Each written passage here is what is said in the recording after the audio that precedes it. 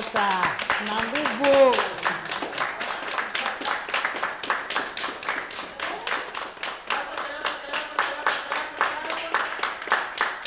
Hello and welcome to this week's episode of Dadas Show, coming to you from Best Western Hotel in Upper Hill here in Nairobi. I'm your host, Ashiko Mbune. Now, in this episode, we will be doing things a little bit different. As you all know, the Dadas Show aspires to create a safe and open platform for women to discuss issues pertaining to their lifestyle, their health, their families, and anything that affects or affects them in one way or another. However, today we will turn the spotlight towards men on an issue that is affecting them, the men, more than it's affecting the women.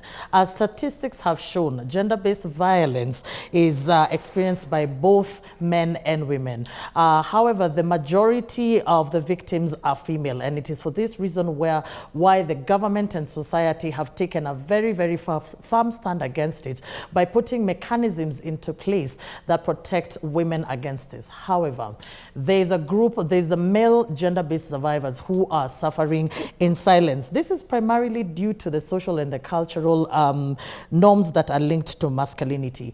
There's a persistent gender stigma that is associated with GBV, gender-based violence towards the men, and is often perpetrated by society members, first responders, is perpetrated by people. And today we are going to break this stigma and look at gender-based violence against men, what it looks like, how it can be prevented, and how we can bring light to an issue that for so long has been kept in secret. On this episode of Dadas Show, I am joined by a very brave man who has refused to suffer in silence and is working hard to shine light on this issue. As always, we encourage you at home to take part on this and any other conversation that we may have by joining us on all our social media platforms at Dadas, As always, we encourage you at home to take part in this and any other conversation, and to keep this conversation going on all our social media platforms at KBC Channel 1. You can also communicate with me directly at all my media platforms at Ashiko, the host. Share your thoughts, your opinions, and on this and any other topic we've discussed on the show. But before we get into this, let's take a look at the following feature. Gender-based violence is violence directed against a person because of their gender. Both women and men experience gender-based violence, but the majority of victims are women and girls. GBV is a crime against humanity and can be sexual, physical, verbal, psychological, and economic. It includes intimate partner violence, sexual harassment and exploitation, honor killing, female genital mutilation, trafficking, rape, femicide, and child marriage. Under the leadership of our able president, Dr. William Ruto, is committed to strengthening partnerships to end GBV in this country and all forms and practices that are harmful to our people. The victims of GBV are commonly women and girls, but it is undeniable that men and boys are also targeted. Now, in a way, the same way, there are men, they are suffering from GBV, but men hawaongei. Ndio maana utapata mostly baa zetu zinajaa, mtu hataki kwenda nyumbani sababu ya ile kitu tena kupatana nayo kale. So hii issue tukiweza kupigana nayo from different organizations, from the church, NGOs, police, I think tutakuwa successful. While society is quick to condemn and publicly denounce male perpetrators of GBV, it does not accord the same attention to females who victimize and abuse men and boys. Hence, many male survivors of GBV are likely to conceal their trauma. The absence of an empathic response is reflected in the most common reactions of police and social support services across the world when men disclose that they have been victims of GBV. Their complaints are not treated seriously, and male victims may find themselves being belittled. In Kenya, for instance, there are several reasons why GBV is on the rise. One of the major causes is the deep-rooted patriarchal culture that has existed for decades. In many Kenyan communities, men are still viewed as the sole provider and decision makers, while women are expected to be submissive and obedient. This has created a power imbalance between men and women, leading to gender-based violence. There have been many cases of GBV against men in Kenya, with the latest being of a woman who killed her 2 young children and stabbed her husband 3 times before attempting to die by suicide in Ongata Rongai. Welcome back. So joining me today, as mentioned, is a very brave gentleman who has refused to suffer in silence. So ladies and gentlemen, I would like us to welcome my guest with a round of applause for actually being brave enough to actually make it here today. So right next to me is Mr. Brian Muhandale. A round of applause, please. Thank you. Karibu sana, Brian. And right next to Brian, I am joined by Alberta Wambua, who is the Executive Director of GVRC, which is the Gender Violence Recovery Center here in Nairobi. Of course, I cannot fail to acknowledge my wonderful audience who take time each and every week to sit with me as we discuss these contentious issues that affect us as a society. So to get the ball rolling, I'll start off with you, Alberta. And almost a similar time, actually, last year, you sat on a similar panel when we were discussing GBV against women. And we had a conversation afterwards, and you did actually mention to me about the rampant cases of of GBV towards men. For people who are at home and people who still think that it's a myth, like it's, Bigfoot, please, tell us what GBV against men looked like. Thank you, Ashiko, for having me in the show. I like to define gender-based violence as it's a definition that cuts across both male and female.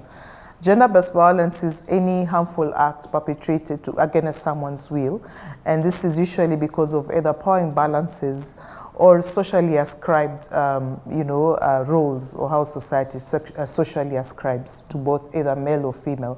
And this can happen either in public or private spaces, and there are different forms of gender-based violence. So there's physical harm, there's mental harm, there's psychological, there's emotional, there's financial. I like to mention that mostly, as seen at the Gender Violence Recovery Center, you might not experience one form of gender-based violence in itself.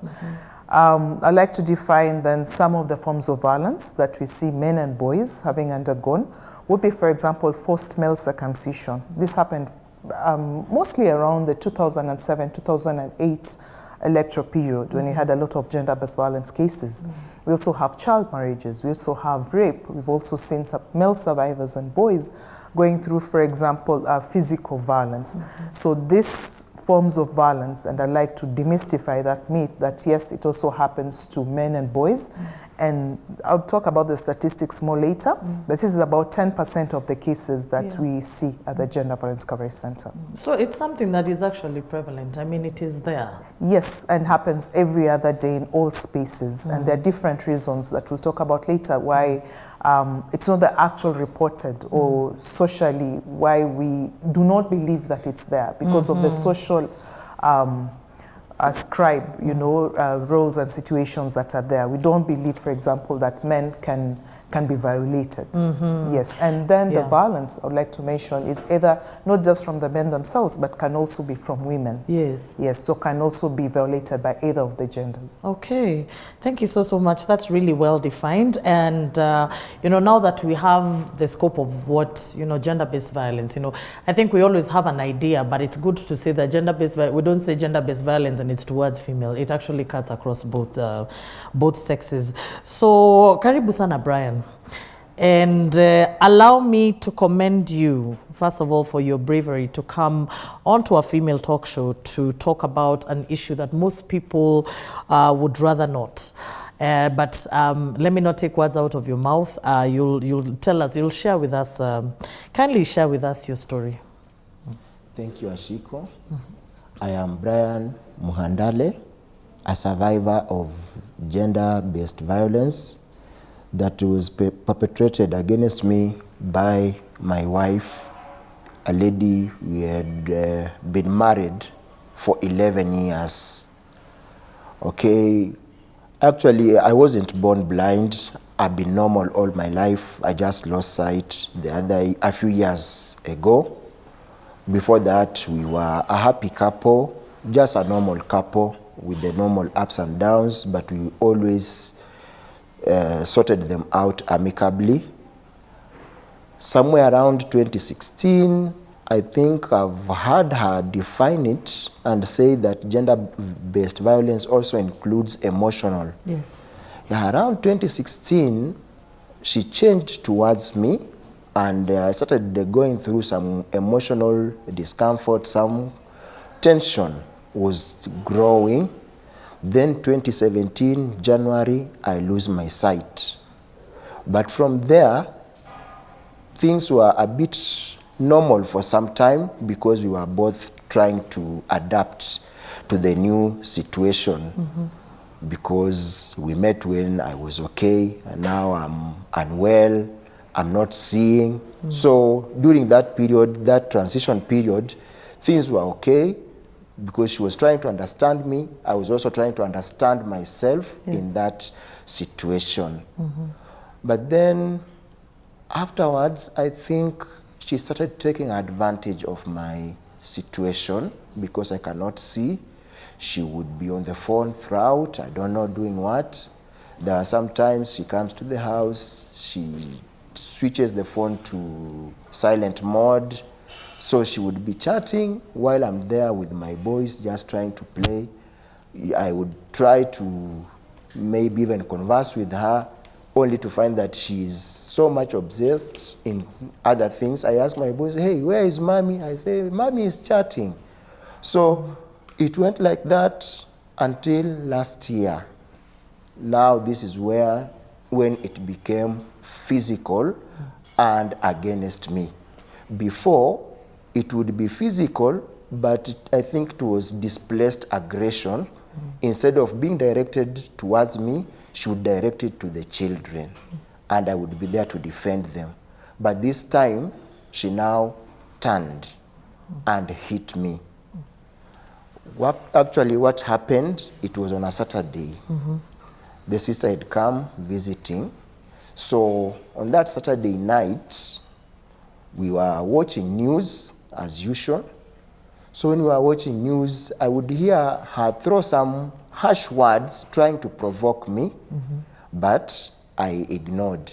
She kept trying to find a way. I think they had planned to assault me that night and maybe disappear into the darkness so that nobody would see them the next day. But I dodged. I was clever enough to avoid all the insults, and I went to sleep. I didn't even watch news up to the end.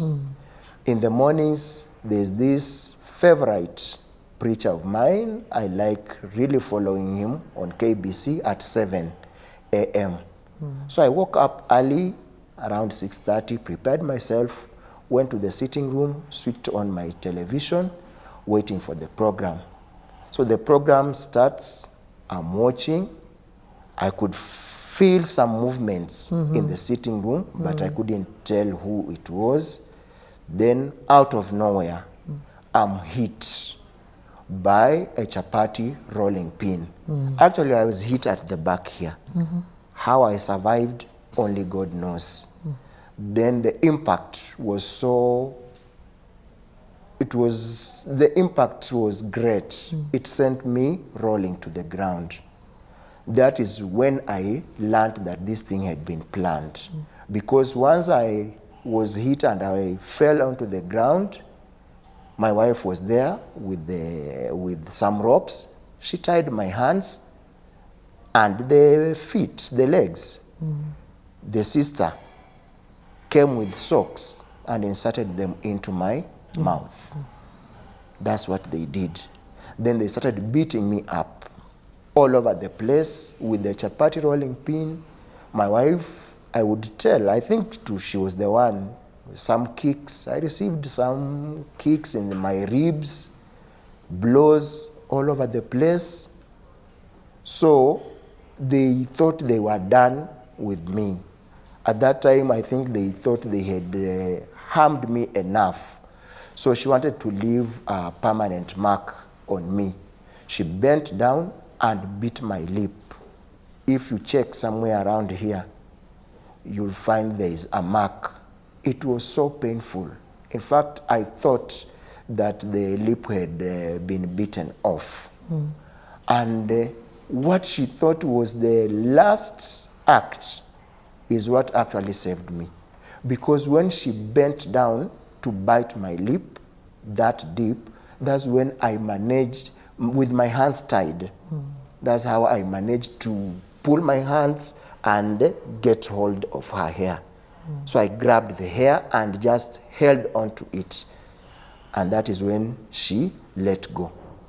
After she let go like that, in fact, I was bleeding all over. I still have those shots and everything. I was bleeding so much. After she let go, she tightened the ropes on my hands and the legs. Then they started packing. They packed their stuff, some of my stuff also, and from there, I don't know where they went. They disappeared. I've never heard from them again, and as we speak, I don't even know where she is. Yes. So after this particular incident, which is very, very unfortunate, and I'm so sorry that you had to go through that. And once again, I have to commend you for your bravery. I'm sure it's not something easy having to relieve something as traumatizing as that. What steps did you take? I mean, because this is an assault, isn't it, Alberta? Yes. This is an assault. Did you seek any intervention from the authorities? Yes, I did. Here is a group of 2 ladies were beating me up, but then I had a neighbor. I have a neighbor. That neighbor usually checks on me every other Sunday. Yeah. We would meet, we chat. So she comes to the house because they left me there with the sock still in the mouth. She comes to the house, knocks, the door knocks again. I cannot even respond. So she decides to open and come in. She finds me on the floor in that state. She unties me, gets the sock out of my mouth, the bleeding and so on, and she asks me what has happened. I narrate everything. She tells me, no, we cannot, you cannot stay in this situation. Let's go to the hospital. But then as we are driving out to the hospital, she remembers something and tells me, in this state, even if we went to the hospital, they would still send us back to the police. You cannot be treated unless you are from the police station. So we go to this particular police station to report. When we reach the police station, we find a male officer. I think that is the OCS. From the way he was moving around and assigning duties, I would tell that he was the in charge. So we asked for the gender desk because I believe this is a gender issue. Yes. The first thing he tells us, what is it? He takes us to his office. Then I narrate everything to him. After I've narrated, he starts laughing. He laughs at me, and when he's doing that, Madame gets annoyed, and Madame asks him, why are you laughing? And we are here, we didn't even want to talk to you, we wanted the gender officer. Yes. So he realizes that he's dealing with a group that is informed. So he directs us to the gender officer.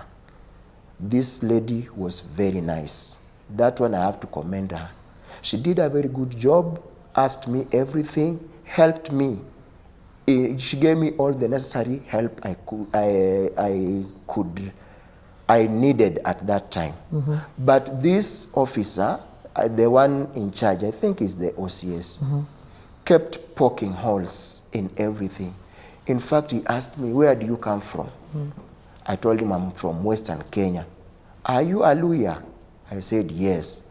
And he laughed louder. Said, Luhya men, how can you be beaten by a woman? I just controlled myself and kept quiet. Umetuaibisha sana. umetuaibisha. Men cannot be beaten by a woman. Then you've been beaten by a woman and you are coming to report. So I wondered, what am I supposed to do? Because I've been assaulted. I'm supposed to report. Someone is telling me, he's laughing at me, telling me that I shouldn't have reported. In fact, I'm a Luya man. Men should not be beaten by women. And he would see the state I was in because I had not even changed the clothes. My shirt was white. So the shirt was full of blood stains and my trouser too. He would see that and he's still telling me that men should not be beaten by women. Yes. Brian, I want to continue with this harrowing tale of yours, but I'm sure, just like the majority of our audience, how infuriated we are by things, hearing comments like that, and we're so sorry that you had to experience that, especially from persons of authority, the people who are supposed to be the protectors. Now, Alberta, please tell me, based on what he has shared, and your experience with the work that you do at GVRC, what do the statistics of Vitu kwa ground, how do they look like if this is an example to go by? How do the statistics look like about people who report actually compared to those who don't? The reported cases, and rightfully, just as Brian had mentioned, is that it's not a true reflection of the violence that's happening, not just for women, but worse, I think, for men. And because one society, the earlier myth we were talking about, does not believe that men are violated. Second, how men and boys are socialized, that you should not cry, you should not report, you should not express emotion, you should not feel emotion, and things like that. So a lot of men will be conflicted, wondering, have I been violated or not? Second, why a lot would not report is because of the re-traumatization. Like he went to the police station and you're told, umetuaibisha, and things like that, and how can you report, and that laughing at it. So that is one. Again, the access to justice being not there, and creating a whole lot of impunity, because then the process of getting response and getting support, both medically and maybe the psychosocial support, including the legal bit of it, being a challenge because of the service providers, as you say, who are projecting, the unconscious bias. So when you talk about statistics, last year, 2022, the Kenya Demographic Health Survey did a survey, and the men that they surveyed, they realized that 27% of the men who participated in the survey had undergone physical violence, and about 7% of the same had undergone sexual violence. At the Gender Violence Coverage Center, our last year, that means a financial year, that means April 2022 to March 2023, we had a total number of survivors who were violated being 3,993. Out of those, about 10%, 404, were male survivors, men and boys. When you look at that statistic, 214 had undergone sexual violence. And then we had 80 who had undergone emotional violence. And then the rest, the other forms of violence. So also to mention that men also undergo a lot of emotional violence. And when we look at the statistics from GVRC and also from the Kenya Demographic Health Survey, is that it was perpetrated by both genders, both male and female. So that's how it is, but that's not a true reflection of the prevalence of male violence. Let's come back to you, Brian, especially, so now here you are, you have found yourself in the police station.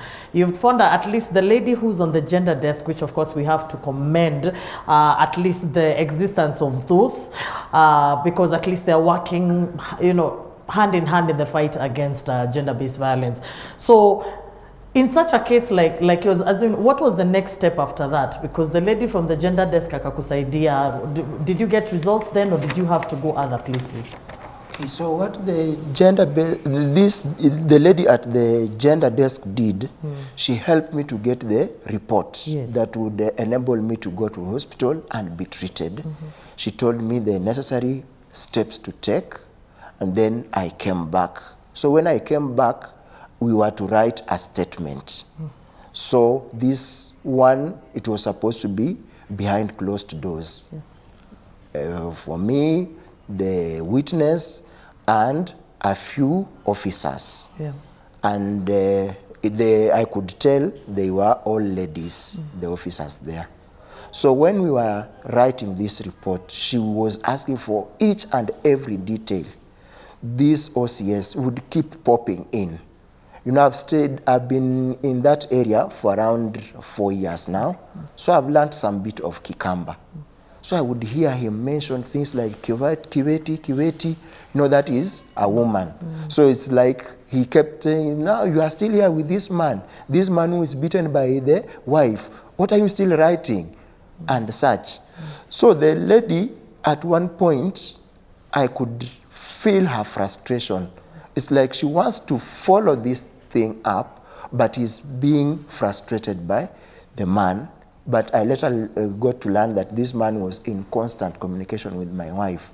So after that, I fill all the necessary forms, and the lady assures me that it was on a Wednesday, I remember. The lady told me that with the new constitution, once an arrest has been made, the person must be presented in court within 24 hours. This time frame is too short. We don't even know whether we'll be able to arrest her. Give us up to Friday. We are sure you will have arrested her. So I wait up to that Friday. At 3 p.m., I receive a call. I'm supposed to report to the police station. I go there. I'm told, in fact, actually my wife is there. Little did I know that this OCS had been in constant communication with her. Every move I was making, he would inform her. He would tell her, he has come, he has gone to the hospital, he has filled the P3 form, and the officer told her to go and do the same, to report that it is I who has violated her. And the gender officer, the lady at the gender desk, could even still see the marks on the hands. And even the doctor's report showed all that. So I wondered how, even if I was the strongest man on earth, how would I beat up two people who are seeing, I'm not seeing? These two people have the capability to run away if I'm beating them, and they didn't run away. I'm just there beating them up, and they are standing there waiting for me to beat them up more and more. So it was so frustrating. So at the end of it all, this lady tells me that she has been instructed that I'm the one to be thrown into the cells. I'm the one to go into the cells. So I asked her what has happened. Mshtaki amekuwa mshtakiwa. What is going on here? She, at that time, I think she decided to become the Pontius Pilate. She wanted to hand me over to the people to crucify me by washing her hands. But I could tell that she really wanted to assist me. But the OCS could be the one who frustrated the case. So from there, I left it at that point. The lady told me that she would make a follow-up. The next week, I went to the police station to ask how far they had gone. The man still came laughing at me, making fun of it, making me look so bad. But I decided that I've gone through so much. If I've survived the loss of sight, in 2021, I became paralyzed, the whole body. I've survived that. What about just someone laughing at me? Although it was doing some damage to me, but I decided to put on a brave face. So when I realized that they have no intentions of making any arrest or making any follow-ups, I decided to to behave like a fool. Before we even proceed to the other point of contact that I've let him down, what is it that society needs to do or government needs to do to step up, especially in the fight against GBV, against men, and to support so that more people can stop suffering in silence? In terms of creating awareness, is everyone to understand what is gender-based violence, how does it present, you know, how do we protect each other in that society, and what is the response mechanism in case someone is violated, a man, a boy is violated, where do I report to, or what are these different service points? Brian mentioned too, the hospital and the police station. There are also GBV hotlines, you know, 1195, for example, the national GBV hotline. There's also a toll-free number at GBC 08007 20 565. So that's society. As government also needs to play a key role in prevention, and there are different arms of government. I'll speak about the State Department of Gender Affairs, where I also co-chair the National Gender Sector Working Group. And what they've done, they have different thematic areas under GBV to be able to address the different issues. And one of the latest thematic group is actually the male engagement. Yes. So this speaks to focusing and highlighting the issues affecting the male gender, speaks to what are the protection mechanisms around it, and how do we strengthen, and how do we get participation, or how do we voice out and get, let's say, organized and coordination around men, so that then it's not just about response, it's also about prevention. So that's to be launched anytime soon by the government. The government has also put policies into place. So there are policies, there are intergovernmental frameworks, both at national and county level, to be able to address gender-based violence. Yes. I'll speak to programming and what programming is doing. So there is now a conversation, there has been, but actively so, around addressing gender inequalities. How are we able to address and make sure that men, and both the female and the male, are treated equally? And for a long time, even the people like myself, organizations that works around programming and both prevention and response, we have a component called male engagement. So then it's an approach to programming. Does the male engagement, sorry to cut you short, does the male engagement normally involve educating, for instance, the OCS of that particular police station, so that he does not behave like this? It incorporates, you know. It incorporates that. And now that you talked about the police, something else that's also happening is to enhance the capacities of the different service providers. One thing I would like to mention is that on the years when I've been working in this space, I realized we keep forgetting and assuming that if I work within the gender violence sector, that then I should be a different person. But you forget that I'm also coming from the same society that was socialized in a certain way. In a certain way. Exactly. If my community, for example, is very active in harmful traditional practices, they're the same, it's still me, and still the same mindset and beliefs that I'll bring to the workspace that I am in. So consciously, every other time, it's about addressing unconscious bias. It's about building skills and capacities and knowledge. It's about how do we hold each other accountable. You know, even for that police station, even for GBC where I work, even for the government, how are we able to put accountability mechanism and also have the rights holders. So the public, for example, being able to reach out and say, you are not treating me in a proper way, you're not upholding the GBV principles.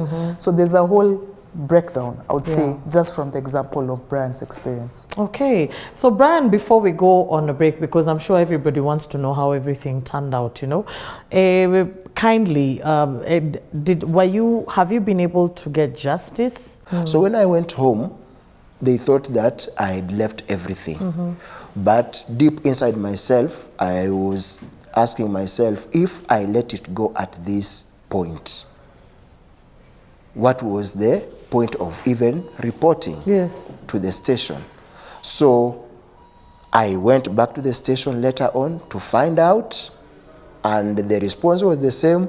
So I decided that I want to, because this is something I'm determined to have it addressed. I went and reported in another police station. So the other police station, they handled me differently because they asked me for the evidence. I gave them all the evidence, the OB, all the statements, the doctor, everything. So someone at that police station advised me that this is something that you should not let go. And this is something, if followed, it might cost even someone his or her job. So they advised me on some areas to visit and ensure that I get justice, some of which I would not wish to mention because the work is still in progress. Yeah, because it's still an ongoing investigation. Yes. Yeah, but thank you so much, and the fact that I like that you have taken upon it yourself. You know, you're not even looking inward anymore. You know, like this happened to me. You're representing anybody out there who may be going through a similar situation, and for that, I tip my hat off to you any day. And of course, the message goes to anybody who's at home. You know, if Brian has the courage to make his way from wherever he's come from today, being visually empowered, he's sat here, he has gone through all sorts of ridicule, and he has been able to stand up and say, you know what, this is injustice and I shall not have it. It does not matter what society thinks, this is injustice and I want to see my day in court. So I really do applaud you. And of course, we are also hoping that, the things that you have mentioned, the policies that are being put in place, that the country will embrace this and know that this is an unfortunate, but it's a phenomenon that's actually working. I mean, that is actually happening, and people would have a different attitude. So we are going to take a small break right now, and then we will come back for the question and answer session. Thank you so much.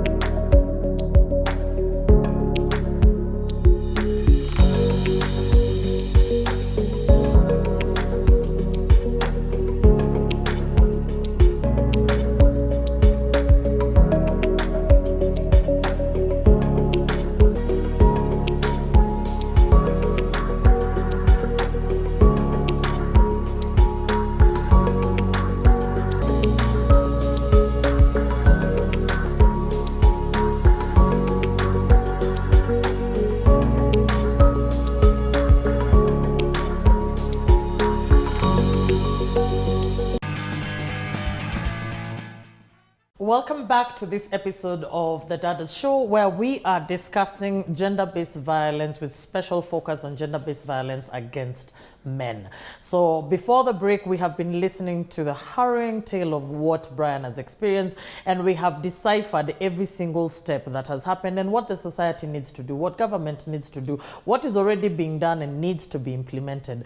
And of course, our take in all this is gender-based violence does happen to both men and women, and we should remove our heads from the sand and believe that even men can be victims, and we should support and encourage them to speak up. So in the spirit of speaking up and the question, we are in the question and answer session, and to start us off, we have Lynette. My question, talk of dysfunctional families in relation to gender-based violence.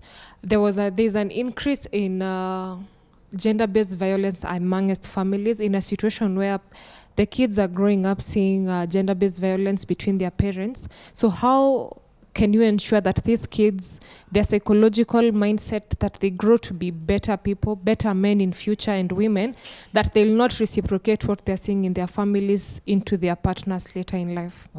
Thank you, Lynette, for your question. You're right.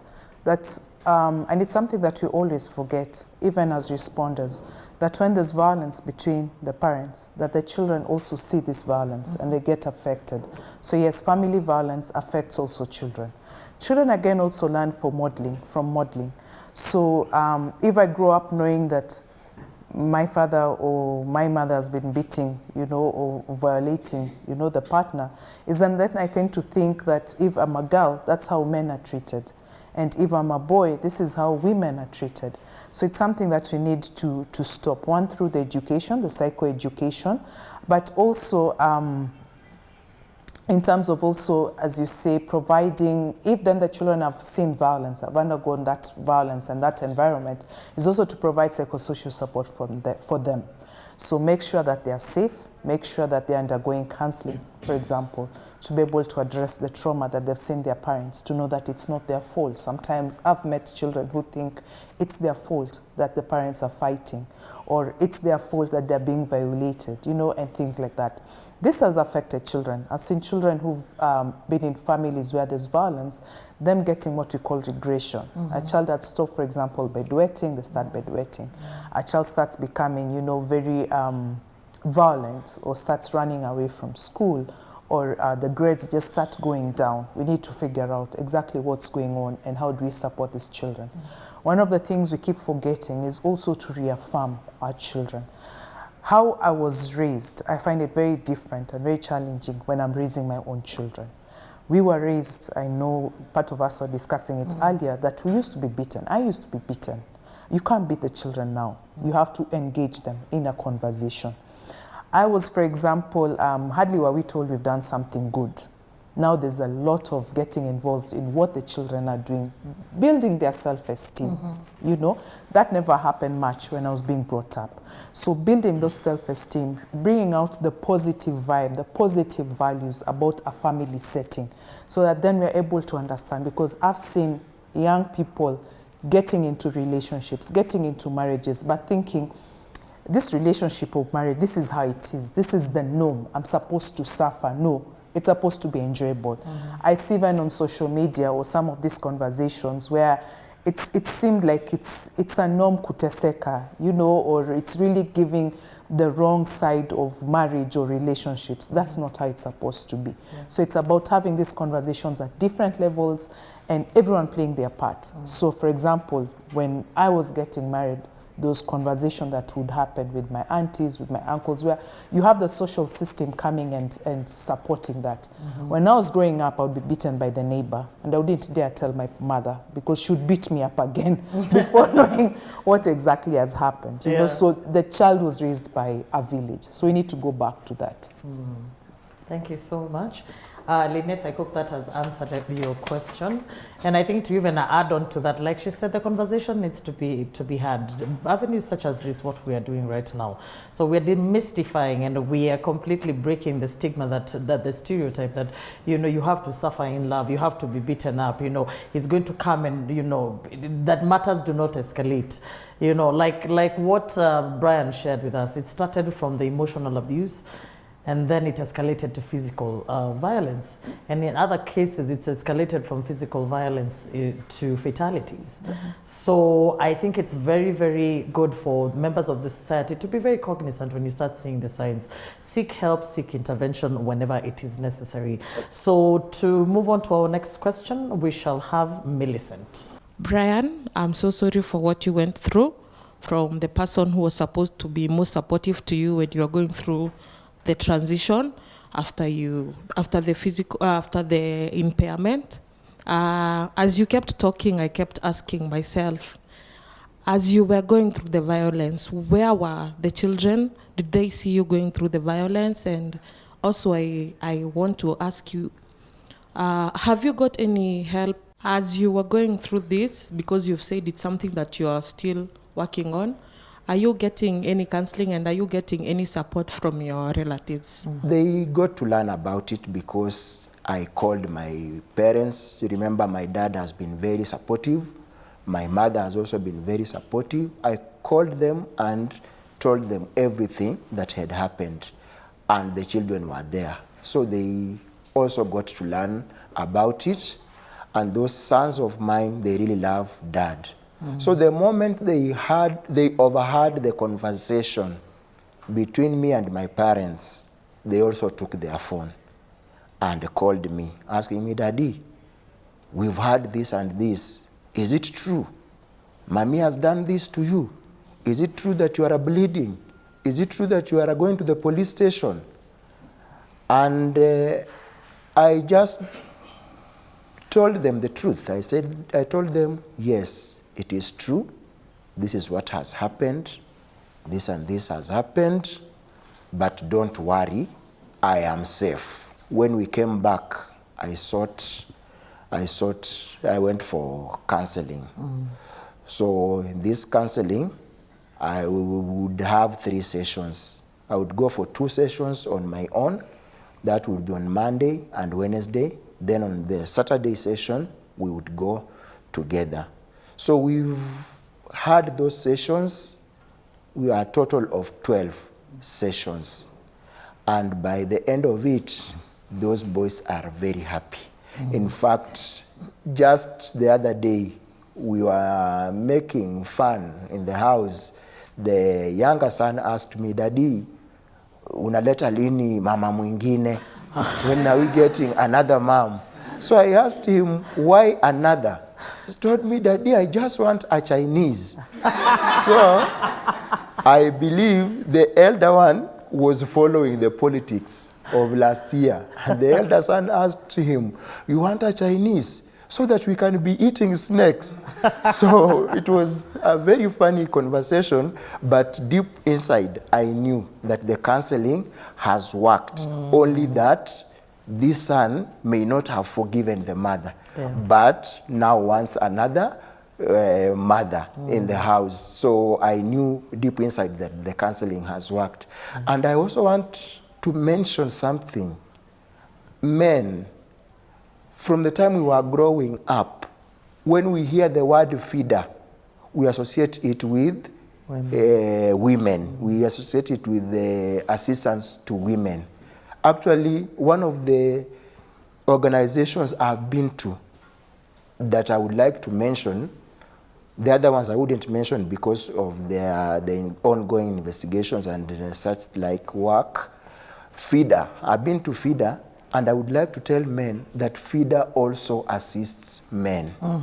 They provide counseling services and they provide legal support.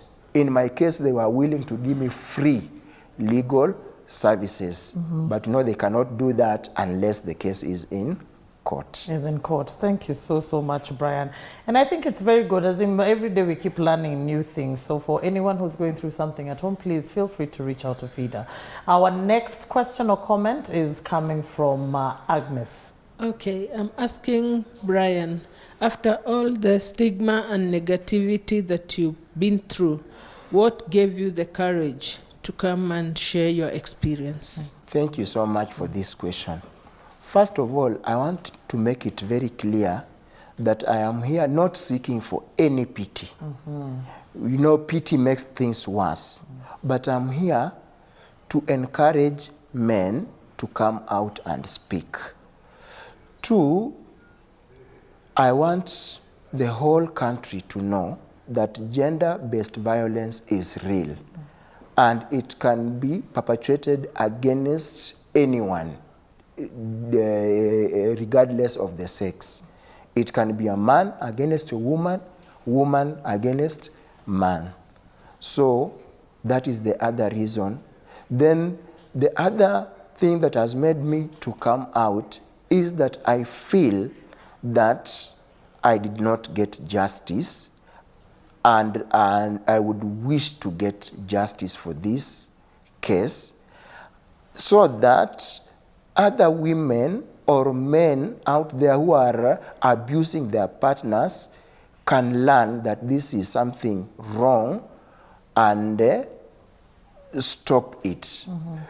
Then the other thing that has made me to come out is my state. I am visually impaired. Many people might not even realize that because my eyes look normal. But right now as we speak, I'm in total darkness. I don't see anything. So the people who are disabled in any way, just know that dunia haina huruma. Dunia haina huruma. But it does not mean that you coil back into yourself, you start having self-pity, you destroy your own self-esteem, you go into depression. No, please, let's come out and speak. Thank you so much, Brian. A round of applause, please. Thank you so much, Brian. Thank you so much. You're representing so many people. Not only are you representing men, but you're also representing, people who are differently abled, and I applaud you for that. Next, we have a question or a comment from Sue.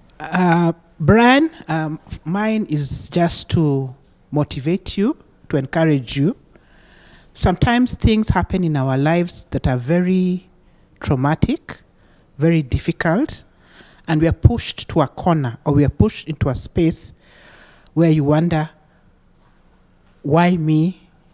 What can I do? What can I do? Why has God put me in this position? When that normally happens, a story like yours where you lost your sight and then you went through domestic violence, when you go out to talk to people, you touch more people. Mm-hmm. For example, we have Alberta here, but if the two of you are on a stage to tell a story, someone who has been through it tends to resonate more or touch more lives. So keep doing what you're doing. God has a purpose for you, and I believe you're going to touch very many lives. You're going to encourage very many people and inspire many people. Encouraging words from Sue. Next, we will get some encouraging words from Camila. To you, Brian, I'm very, very sorry for the pain you went through mentally, physically, and emotionally. I am sorry for the humiliation you went through by the authority that was supposed to be helping you. And by you fighting for your rights, you are encouraging every other man out there who has gone through whatever you have gone through to fight for their own rights. And for every man out there who feels like they are the protectors of the family and they can't speak of the violence they've gone through, I'd love to encourage them to stand up for themselves and to fight for themselves, because if you're a man and you look forward to protecting your home, you cannot protect your home if you have not protected yourself and if you've not fought for yourself. So that is all I have to say. Thank you so much, Camilla. Thank you. So those are wonderful and very encouraging words. So my cameraman, Mr. Austin, actually has a question. My question is, at what point would you advise a couple to separate or divorce, since we know in relationships there are always red flags that if you put up with to some extent might lead you to our today's topic, which is gender-based violence. Thank you. Thank you, Austin. Very valid question, but also very hard. At the GVSC, it is not up to us to say leave, or divorce. But what I can tell you is, just as Camila said, you have to be selfish in a good way. It has to be you, and only when you're at your best version. And adding to what we said earlier, that this relationship, this marriage, is supposed to be fun, it's supposed to be enjoyable. And yes, we know there are up and downs. And earlier, Shiko talked about, referred to the cycle of violence. And you're right, that they're usually red flags. I like to mention that we've had survivors who, and just as also Brian talked about when he was sharing his experience, it started with, remember he was talking about the chatting and the neglect from the partner. So it starts building up. It's not this one day that someone will come and kill you. It's a cycle of violence, and it, Ashik also, I think, alluded to it and said, yeah, it might start with the slap, the emotional abuse, and then it gets to the physical. So I'd say at that particular point when it's starting, then we need to get help. We need to get support. Let me not even call it help. We need to reach out. There are virtual hotlines. There are hotlines that can provide virtual counseling. There are hospitals like where I work, the Gender Violence Coverage Center, where there's a counselor. You don't need to be violated, I would say that, to be able to reach out for support. You can walk in and say, this and this is happening to me. What support can I get? Because a lot of times, and I hear this about women mostly, where they say they hope and know that their man will change. And there's a certain movie, was it called The Prayer Room or something like that, But you also have to put work into the prayers. You also have to protect yourself. So I would say, and when I was talking about the cycle of violence, sometimes you're violated, And then someone would use the excuse of, oh, sijui ni shetani gani aliniingia, or I was drunk, you provoked me, it's because you did not cook early. And a lot of times, some people then would stick in the relationship and try to really work hard not to make the other person annoyed, so that they're not, so there's a lot of victim blaming. So what I would say, please do not stay there, as Ashiko says, till death, or you lose an arm. I've seen that. I've seen men whose penises have been cut off by their partners. I've seen people who've died. I've seen people who've lost limbs. I've seen people who've lost their uterus and things like that. It's not right. And nothing, I repeat, nothing justifies any form of violence. Even a slap, even emotional abuse. I know as women, we have the famous nail by mouth and a lot of emotional abuse. So kindly, let's get support. Yeah. Support from the hospital or from the hotlines or from the police station, anyone who can listen. Yeah. Well, thank you so much, Alberta. I hope that has answered your question, Austin. And on that note, we have come to the end of today's very informative episode of the Dadas Show. As always, please leave us your questions, your comments, your remarks on all our social media platforms at KBC Channel 1 or at Ashiko, the host. Now, ladies and gentlemen, however we slice it, however we want to slice it, gender-based violence happens to everyone, anyone, both men and women. So let's stop with the double standards that have been seen in the past towards the male victim. We should highly condemn and discourage this from the basic level. And of course, at this point, I'm talking about the people who have the first contact. Be it the police station, like what Brian spoke about, be it the hospital, even the neighbor. Let us learn how to practice empathy and compassion. You just might save a man's life. So on behalf of my production team at KBC, and of course my location partner, Best Western Hotel here in Upper Hill, and myself, Ashiko Mbune, I wish you all a lovely, very empathetic, very compassionate week. And I'll see you same time, same place next week. Bye-bye.